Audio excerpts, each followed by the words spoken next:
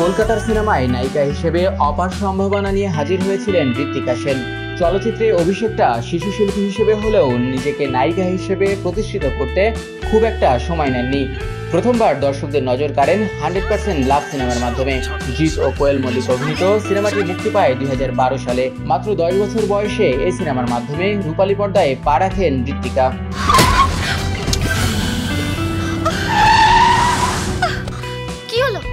তারপর থেকেই বড় পর্দায় কাজ নিয়ে ব্যস্ত সময় পার করছিলেন ঋত্বিকা।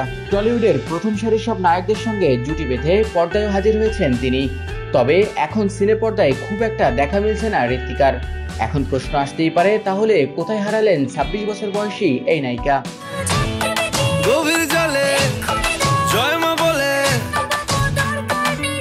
সম্প্রতি ভারতীয় একটি গণমাধ্যমে সাক্ষাৎকার দিয়েছেন ঋত্বিকা। তার কাছে জানতে চাওয়া হয়, টলিপাড়া থেকে কি হারিয়ে গেলেন, সিনেমায় বা কেন এত কম করা হচ্ছে? এই প্রশ্নের জবাবে ঋত্বিকা বলেন, এই প্রশ্ন আমাকেই কেন, আরো অনেককেই তো সেভাবে দেখা যাচ্ছে না। এরপর বেশ কটি পাল্টা প্রশ্ন ছুড়ে ঋত্বিকা বলেন, এই প্রশ্নটা বোধহয় চলচ্চিত্র জগতের নির্মাতাদের করা উচিত। বাংলায় আরো ভালো কাজ হওয়ার দরকার। সেই ধরনের সিনেমা কোথায় হচ্ছে? তেমন কোনো কাজের প্রস্তাব পেলে নিশ্চয়ই করব। ভালো গল্প সেভাবে তো দেখতেই পাচ্ছি না। বহুদিন পর একটা ভালো সিনেমা দেখলাম অযোগ্য। একটা সময় মানুষ সিনেমার জন্যই বাঙালিকে চিনত, সেই জায়গায় এখন বাঙালি অভিনেতাদের ভালো কাজের সুযোগ কমেছে তো বটেই। টলিপাড়ার পার্টিতে সেভাবে দেখা যায় না ঋত্বিকাকে। এ প্রসঙ্গে তিনি বলেন, আমি পার্টি করতে ভালোবাসি না, নিজের সঙ্গে সময় কাটাতে সবচেয়ে ভালো লাগে।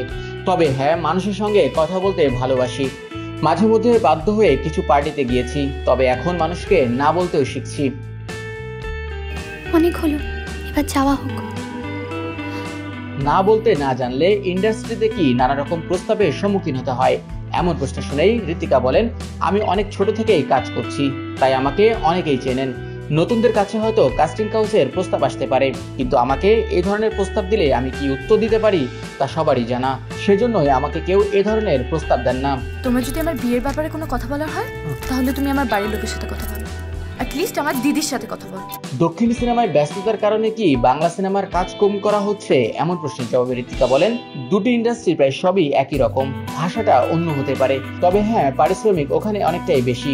এতে লুকানোর কিছু নেই। বাংলা শিল্পীরা সত্যিই খুব প্রতিভাবান। পেশাদারিত্বের বিষয়ে অবশ্য কিছু বলতে পারবো না। আমার কাছে দক্ষিণে কাজ করার প্রস্তাব আসার পর গল্প ও চরিত্র ভালো লেগেছিল বলে রাজি হই।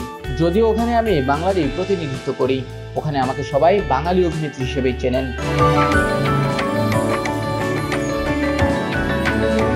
2014 সালে বরবাদ সিনেমার মাধ্যমে নায়িকা হিসেবে অভিষেক ঘটে ঋত্বিকার। প্রথম সিনেমাতেই করেন বাজিমাত।